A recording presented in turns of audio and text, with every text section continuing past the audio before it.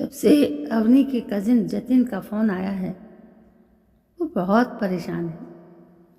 कितनी बार सोचा कि सुदीप को कॉल कर लूं, लेकिन उसके हाथ ठिठक गए अपने मायके के लिए।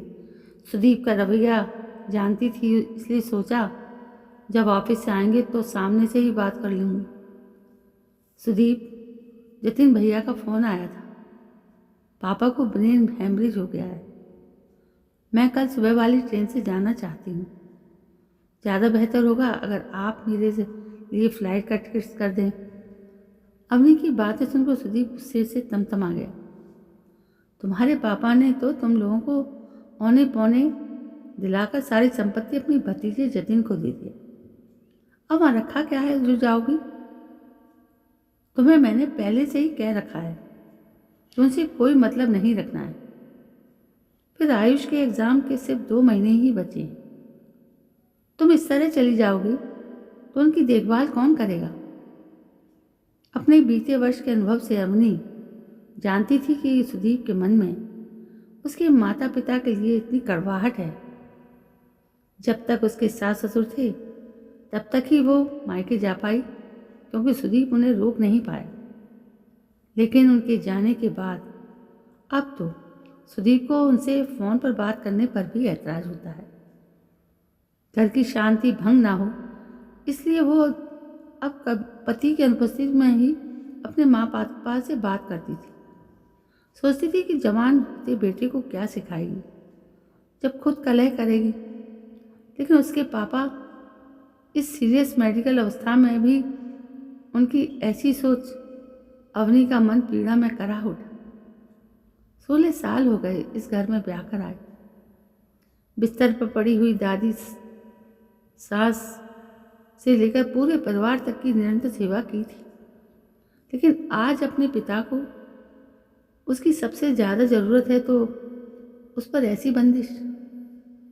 उसकी आंखों में आंसुओं की बाढ़ सी उमड़ आई, लेकिन उसने मन को संयम किया। सुदीप, मेरे पापा कोई बहुत बड़ी नौकरी नहीं करते थे कि उन्होंने बहुत जायदाद खड़ी कर ली हो। 4 बहनों को पढ़ा लिखा कर ब्याह करने के बाद उनके पेंशन के पैसे से उनका और माँ का गुजारा चल जाता है। फिर भी रिटायरमेंट के समय जो पैसे मिले हम बहनों को दे दिए। रही बात जतिन भैया की, तो बुआ के तलाक के बाद वो हमारे घर ही रहकर पले और बड़े हुए। इसलिए मेरे माँ पापा को वो अपने माँ पापा का दर्जा देते हैं और उसी भावना से उनकी सेवा भी करते हैं, ना कि जायदाद के लोभ में। जतिन भैया खुद एक अच्छी नौकरी करते हैं और भाभी भी स्कूल में पढ़ाती ही हैं। ज़रूरत पड़ने पर उल्टे वही लोग माँ पापा के खर्च उठाते हैं। फिर भी हम चारों बहनों ने फैसला किया है कि पापा का मकान जतिन भैया को ही दिया जाए। बाकी गांव की पुश्तैनी ज़मीन पापा ने ताऊजी के दिव्यांग बेटे आशीष को दिया। वो कोई नौकरी नहीं कर सकता था, कम से कम किसानी करवा कर अपना काम चला लेगा। मैं जानती हूँ आप इन बातों से निराश हैं, क्योंकि आपने पता नहीं कौन कौन सी उम्मीदें बांध रखी थी। खुद कमाते हैं, अपनी इच्छाएं खुद पूरी करने का सामर्थ्य रखिए। जहाँ तक मेरे जाने की बात है, मैं कल सुबह की फ्लाइट से पापा के पास जा रही हूँ। आपकी पत्नी होने से पहले मैं उनकी बेटी भी हूँ। आज तक मैंने आप सबके लिए इतना कुछ किया, अब एक बेटी का फर्ज निभाने जा रही हूँ। आयुष के लिए मैंने सब व्यवस्था कर दी है। आयुष को साथ लेकर जा रही हूँ। मेरे इस फैसले में अब आपकी असहमति हो या सहमति, मुझे जाने से कोई नहीं रोक पाएगा।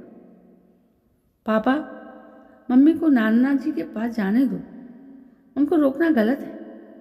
उनके पीछे मैं घर को संभाल लूँगा। मम्मी ने इतना तो सिखा ही दिया है मुझे। आयुष ने भी अपनी की तरफदारी करते हुए कहा। सुदीप अवाक था।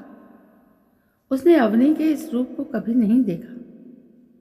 जो अवनी अब तक जिंदगी में उसके हर कदम के साथ कदम मिलाकर चलती रही, आज पिता के लिए सबसे विमुख होकर जाने को तैयार है। सामने हॉल में खेलती अपनी बेटी पर नजर गई तो सोचने लगा, शाम को ऑफिस से आने पर जब बेटी दौड़ते हुए आकर गले लग जाती है तो उस आत्मिक तृप्ति की तुलना किसी वस्तु से नहीं की जा सकती। वो तो कभी सोच भी नहीं पाता कि बिटिया उससे अलग हो जाए। अपने नन्हे हाथों से उसके पानी का गिलास लेकर आती बेटी को देख उसकी आंखें भीग जाती। बेटियां तो पिता के लिए सचमुच प्यार का सैलाब है। आज तक स्त्री के इस पक्ष को उसने जाना ही नहीं था। अवनी भी तो किसी की बेटी है। फिर बेटे आयुष की बात ने भी उसे सोचने पर मजबूर कर दी। सुदीप ने अवनी के साथ अपना भी टिकट बुक कराया। अब तक जो कड़वाहट थी वो सब धुल चुकी थी। इसके पीछे शायद अवनी का ये नया अवतार था। ये शायद कल का आने वाला भविष्य का बुरा सपना दिख रहा था, जिसमें उनकी बेटी के साथ भी कोई ऐसा बर्ताव करे तो क्या होगा। इसका डर शामिल था। एक दामाद अब बेटा बन अपनी पत्नी के साथ उसके मायके जा रहा था। अवनी इस हृदय परिवर्तन से अचंभित थी, लेकिन उसकी चिंता अब कम हो गई थी। जानती थी कि पति के साथ है और सब संभाल लेंगे। वहाँ जाकर उन्होंने डॉक्टर से विचार विमर्श किया और अवनी के पापा को अपने साथ अपने घर ले आए। सुदीप ने उनके उपचार के सारे इंतजाम किए। फिजियोथेरेपिस्ट, दवाइयाँ, डॉक्टर सब कुछ करते रहे। Sudeep, thank you so much. मेरे पेरेंट्स के लिए आप इतने अच्छे हैं, मैंने कभी सोचा ही नहीं था। अच्छा तो होना पड़ेगा भाई। आप मेरी पत्नी से पहले उनकी बेटी जो है, और अब ये बात मैं अच्छे से समझ गया हूँ। सुदीप, ये बोलते हुए अवनी उनके आगोश में समा गई। उसके अंदर विश्वास का भाव था। पापा अब ज़रूर ठीक हो जाएंगे। तो दोस्तों, कैसी लगी आपको ये कहानी?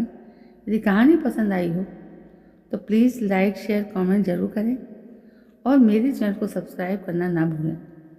कल मैं फिर हाजिर होती हूँ एक नई कहानी को लेकर। तब तक के लिए जय हिंद, वंदे मातरम।